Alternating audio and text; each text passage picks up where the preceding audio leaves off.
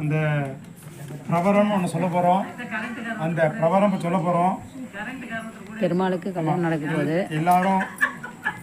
எல்லாரும் மனசால பெருமாளை தியானம் பண்ணிங்கோ, மனசால தாயாரும் தியானம் பண்ணிங்கோ. இது என்னென்னா, தியானம் பண்ணால் என்ன நம்ம கிடைக்கும்னா, நம்ம வீட்டில் கல்யாணம் கார்த்திகெலாம் நிறையா வந்துட்டுருக்கோம். குழந்தைகளுக்கு கல்யாணம் நடக்கணும் அப்படிங்கிற ரீதியில் தான் பெருமாளுக்கும் தாயாருக்கும் நம்ம கல்யாணம் பண்ணி வைக்கிறோம் இல்லையா? அவள் எப்போயுமே நித்திய சூரிய நித்திய தம்பதிகள். அவளுக்கெல்லாம் இல்லை, நம்ம வீட்டில் எல்லாருக்கும் க்ஷேமங்கள் நிறையா கிடைக்கணும், மங்களங்கள் நிறையா கிடைக்கணுங்கிறதுனால தான் எப்பவுமே ஒவ்வொரு கோவில்லையுமே ஆண்டாள் கல்யாணம், சீதா கல்யாணம், பார்வதி கல்யாணம் அப்படி வரிசையாக சொல்லிகிட்டே இருக்கும். அப்படிங்கும்போது எதுக்காக அப்படின்னா, நம்ம வீட்டில் எல்லாருக்கும் அந்தந்த காலத்தில் எல்லாருக்கும் கல்யாணங்கள்லாம் வந்துட்டுருக்கணும். அப்போ பெருமாள் பண்ணி வச்சாதான் பெருமாளுக்கோ பரமேஸ்வருக்கோ முருகருக்கோ யாராக இருந்தாலும் சரி, அவளுக்கெல்லாம் நம்மளா மாரி இல்லாமல் நம்ம இருக்கிற ஜனங்கள்லாம் சேர்ந்துட்டு இந்த கல்யாணத்தை பண்ணி வச்சோம் அப்படின்னா, நம்மளுடைய வீட்டில் அடிக்கடி கல்யாணம் காத்துக்கலாம் சிரமம் இல்லாமல் வந்துட்டுருக்குங்கிறதுக்காக இந்த கல்யாண உற்சவம்லாம் பண்ணிட்டு இருக்கோம். அந்த ரீதியில் இப்போ பிரபரம் சொல்ல போகிறோம்.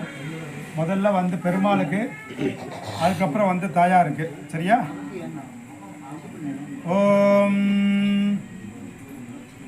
சதுசாகர பர்யந்தம் கோப்ராஹ்மணேभ्यः सोमस्तु அனந்த வேதாத்யாயனே அச்சுத பரபிரம்மணே நிராகார சாகார பரவ்யூக விபவ அந்தர்யாமி அச்சாவதார பரஞ்சோ பஞ்சார்ஷேய பிரபரான்வித அச்சுத கோத்ரோத்பவாய பரபிரம்மஸ்வரூபிணே நப்த்ரே நாராயண சர்மணः பௌத்ராய பிரத்யும்ன சர்மணः புத்ராய ஸ்ரீ ஸ்ரீனிவாச சர்மணே வராய.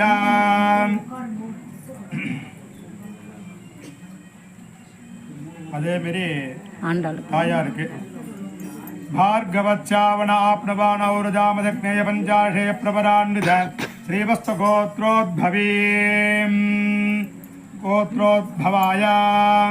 संकल्पदायिनीं क्षीरसागर सर्मणो नप्त्रीं रत्नाकर सर्मणः पौत्रीं श्रीदेवी भूदेवी नाम्नीं श्री गोधा नाम्नीं.